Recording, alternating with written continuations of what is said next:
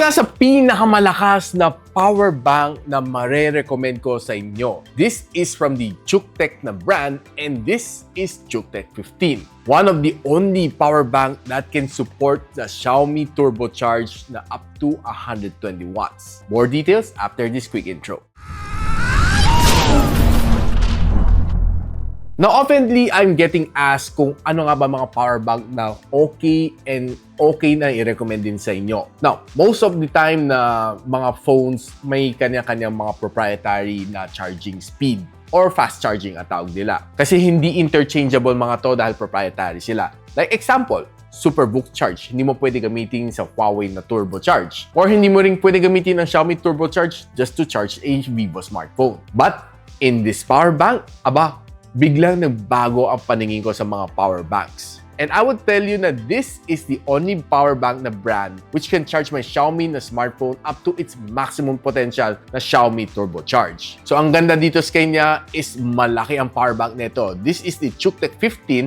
This is a 20,000 mAh na power bank and it supports 150 watts of fast charging. And it can also charge itself as fast as 90 watts. Nang pag gagamitin mo ka ng single port for fast charging, ang pinakasagad na kaya na bigay sa'yo is 120 watts. And by the way, this one is a little bit smaller, Cuktech 10 at 10,000 mAh, which also can fast charge up to 150 watts na fast charging and charging itself at 90 watts. And if you're using the single charge, it can charge as fast as 120 watts. And actually, bitbit ko sila nung holiday trip ako and I was really happy with yung kanyang result. Ito, bitbit ng aking wife and this, lagay ko sa aking backpack and I was really amazed with yung kanyang speed. Itong power bank na ito was able to charge all of my devices ng mabilisan. Now, papakita ko sa inyo isa sa mga phone na chinarge ko. So, kailangan natin lagay dito sa kanyang blue port, which is yung kanyang single point na 120 watts. And kakabit ko sa aking Xiaomi 14 Ultra, which supports 90 watts na Xiaomi turbocharge. So, kabitin natin.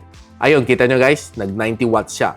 And honestly, I was really happy with yung kanyang performance dahil pag mag-charge ako sa labas, I don't need to wait too much time. So, imbis na meron mahabang wire na nakalabas sa akin backpack, just using it together with a charging cable, mabilis naman siya mag-charge. Charging from 0 to 100 dito sa Xiaomi ko, umaabot lang siguro mga 30 minutes tapos na ako mag-charge dito sa phone na ito. Mabilis siya, definitely. Now, next, i-charge natin si Vivo X200 Pro Mini. This one supports SuperVooc chargings and nevertheless, it is also fast. Pakita natin, charging na siya and umaabot din siya ng SuperVooc charge na speed dito sa Vivo X200 Pro Mini. And ito naman is my Huawei Pura 70 Pro which supports Huawei na supercharge up to 100 watts. Try lang natin.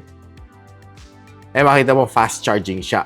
And last but not the least is this one, si OnePlus 13 which also supports SuperVooc charging. Saksak natin.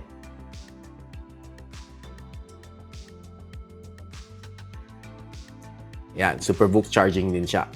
Mabilis din na makarga to dahil this one supports 100 watts. Binibigay na rin dito sa kanya 100 watts. So same goes with an iPhone, with a Samsung na Galaxy S25 Ultra. Kayang-kaya na mag-supply ng fast charging to just simply any device you have. And not only that, this one can charge yung mga laptop, tablets ng mabilisan din. And good news, ito, kaya na supportahan i-charge yung aking Lenovo na laptop which needs 90 watts na charger just to power it up. Kayang-kaya na supplyan. Walang problema. Mani-mani lang dito. So if you're out there guys looking for a really nice na power bank which can charge all of your devices ng mabilisan, no matter what brand it is, I would highly recommend you to try this one out. Cuktech 15 and Cuktech 10. So kung gusto nyo malaman ng kanyang presyo, ang price ng Cuktech 10 is priced at 2,199 and ang presyo ng Cuktech 15 is priced at 3,000 pesos.